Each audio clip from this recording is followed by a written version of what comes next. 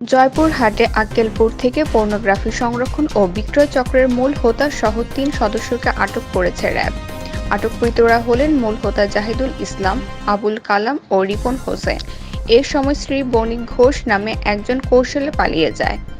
রবিবার দুপুরে প্রেস বিজ্ঞপ্তিতে জানানো হয়, গোয়েন্দা তথ্যের ভিত্তিতে সিপিসি-৩ জয়পুরহাট র্যাব ক্যাম্পের চৌকস অপারেশন দল গতকাল রাতে জেলার আক্কেলপুর কলেজ বাজার এলাকার অভিযান পরিচালনা করে তাদের আটক করেন। আটককৃতরা আক্কেলপুর কলেজ বাজারের এলাকায় পর্নোগ্রাফি চক্রের মূল হোতা জাহিদুলের নেতৃত্বে তাদের দোকানে নিজস্ব কম্পিউটার হার্ড ডিস্কে অশ্লীল সিনেমা ও ভিডিও ক্লিপ আপলোডের ব্যবসার পাশাপাশি পর্নোগ্রাফি সংরক্ষণ করে টাকার বিনিময়ে বিভিন্ন ইলেকট্রনিক ডিভাইসের মাধ্যমে স্থানীয় কিশোর ও স্কুল পড়ুয়া ছাত্রদের কাছে পর্নোগ্রাফি ভিডিও সরবরাহ করত।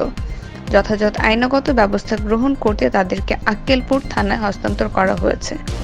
তথ্য ও চিত্রে জয়পুরহাট থেকে মোহাম্মদ নাহিদ আক্তার।